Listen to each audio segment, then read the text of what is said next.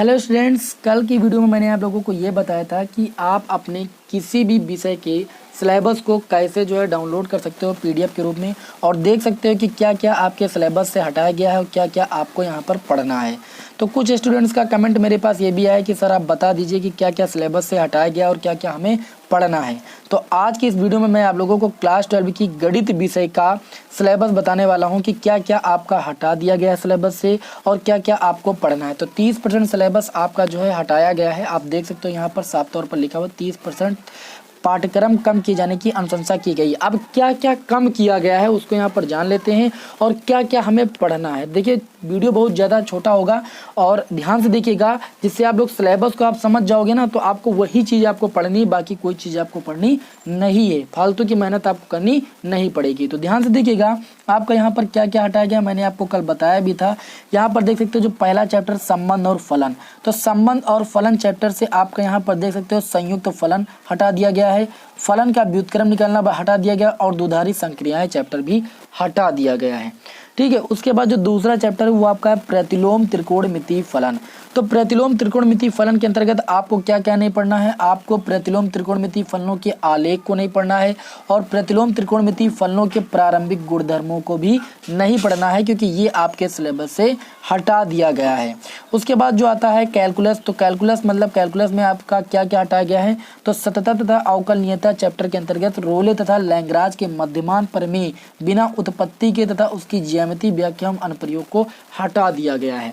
ठीक है, मैं आप लोगों को इस वक्त पढ़ा रहा हूँ। मैंने आप लोगों को रोले की प्रमेय बताई थी, इसके बाद लैग्रांज की प्रमेय का वीडियो इसीलिए नहीं बनाया था, काफ़ी स्टूडेंट कमेंट कर रहे थे, क्योंकि वो अब आपके सिलेबस में नहीं रह गया है। ठीक है, बाकी मैंने आप लोगों को सततता तथा अवकलनीयता चैप्टर पूरा पढ़ा दिया है, कोई भी एक्सरसाइज आपकी नहीं छूटी है। यदि आप बालाजी पब्लिकेशन बुक से पढ़े हो तब भी पढ़ा दिया है और यदि आप एनसीईआरटी बुक से पढ़े हो तब भी पढ़ा दिया गया है। प्लेलिस्ट में जाकर देख सकते हो, ये लिंक आपको डिस्क्रिप्शन में मिल जाएगा। उसके बाद हम इकाई नंबर 4 की अगर बात करें, यानी सदिश एवं त्रिविमीय ज्यामिति के अंतर्गत बात करें, तो हमारा हटा दिया गया है सदिशों के अदिश त्रिगुणनफल को हटा दिया गया, यानी इस टॉपिक को आपको नहीं पढ़ना है।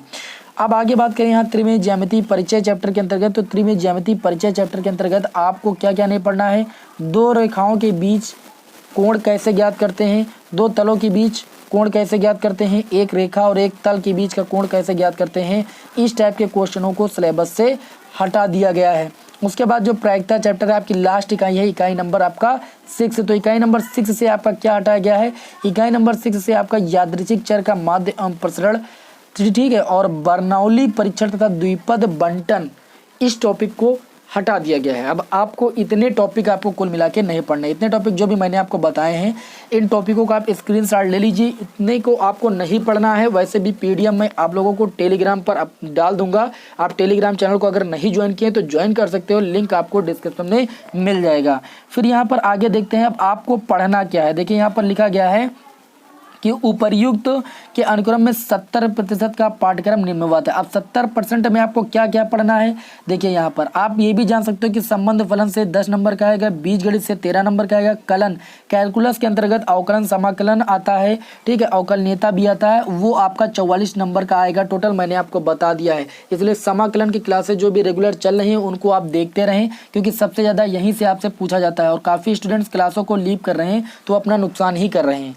सदिश और त्रिविमीय चैप्टर के अंतर्गत आपका जो है 17 नंबर के क्वेश्चन आएंगे और रैखिक प्रोग्रामन के अंतर्गत 6 नंबर का क्वेश्चन पूछा जाएगा, ठीक है, और प्रायिकता चैप्टर से आपका 10 नंबर के क्वेश्चन आएंगे। तो सारे चैप्टरों को यहाँ पर हम कवर करने वाले हैं, तो यदि आपने हमारे चैनल को सब्सक्राइब नहीं किया तो सब्सक्राइब जरूर कर लेना। आगे देखिए यहाँ पर संबंध और फलन, तो संबंध और फलन में आपको यहाँ पर क्या पढ़ना है, संबंधों के प्रकार, स्वतुल्य संबंध, सममित, संक्रमक और तुल्यता, ये 4 प्रकार के संबंध पढ़ने हैं। और फलन के अंतर्गत आपको एकाकी और आच्छादक फलन पढ़ना है, ठीक है। उसके बाद यहाँ पर प्रतिलोम त्रिकोणमितीय फलन के अंतर्गत देखिए तो परिभाषा मैंने आपको बताई है प्रतिलोम त्रिकोणमितीय फलन की, परिसर, प्रांत और मुख्य मान निकालना भी मैंने आप लोगों को बताया है, ठीक है।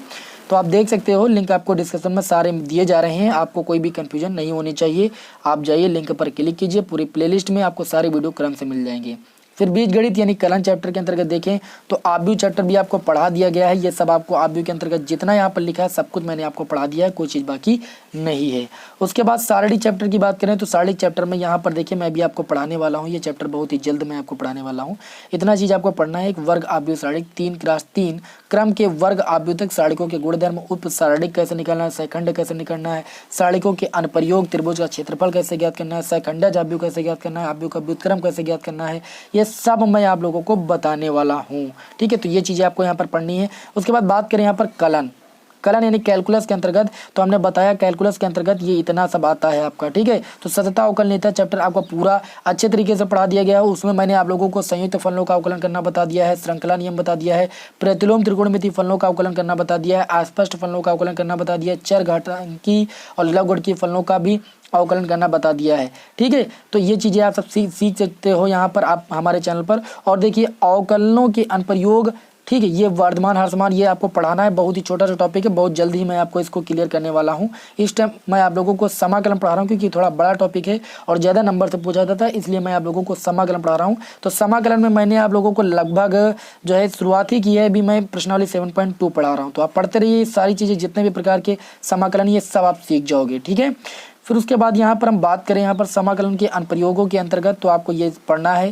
ठीक है, साधारण वक्रों के अंतर्गत क्षेत्रफल ज्ञात करना। आप देख सकते हो पिछले वीडियो हमारे मैंने आप लोगों को अच्छे तरीके से समाकलन के अनुप्रयोग चैप्टर को भी पढ़ाया है। अवकल समीकरण के अंतर्गत जो आपका यहाँ पर आया है, इस टाइप की इक्वेशन को आपको सॉल्व करना है, इस टाइप के इक्वेशन को सॉल्व करना है, कोटि और घात यहाँ पर ज्ञात करना है, तो वो आप लोगों को इस चैप्टर में सीखना है।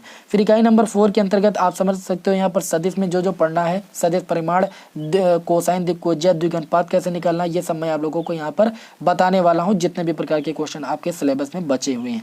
फिर त्रिभुज ज्यामिति के अंतर्गत आपको दो बिंदुओं के मिलाने वाले रेखा, दिक्, कोसाइन, द्विघानुपात है। ठीक है, एक रेखा का कार्तीय तथा सदिश समीकरण, समतली तथा विषमतली रेखाएं और दो रेखाओं के बीच न्यूनतम दूरी, ये जितने भी प्रकार के क्वेश्चन आपके सिलेबस में रहेंगे वो सब आपको डिस्कस किए जाएंगे और यही सब आपको पढ़ना है।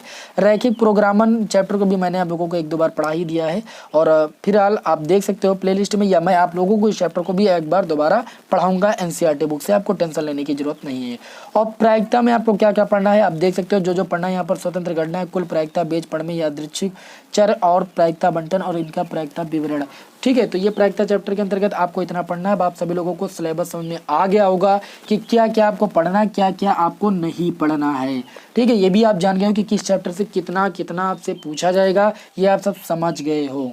ठीक है, सबसे ज़्यादा किससे पूछा जाएगा, कलन से, जो कि मैं इस वक्त आपको क्लियर करा रहा हूँ। बिल्कुल भी क्लासों को लीव मत कीजिए, लगातार क्लासों को करते रहिए। ठीक है, जिससे आपने 44 नंबर, मतलब समझ सकते हो कि कुल मिला के 50% नंबर जो है आपको कहाँ से मिलते हैं, कलन से मिलते हैं। तो इस चैप्टर को आप क्लियर करते रहिए, ज़्यादा सरल मानकर मत चलिए। ठीक है, फिर मैं आप लोगों को अगले वीडियो में फिजिक्स का भी सिलेबस डिस्कस कर दूंगा और PDF आपको टेलीग्राम पर उपलब्ध करा दूंगा। आप टेलीग्राम चैनल को ज्वाइन कर लीजिए, लिंक डिस्क्रिप्शन में दिया है। फिर मिलते हैं आपको नेक्स्ट वीडियो में। जय हिंद, जय भारत।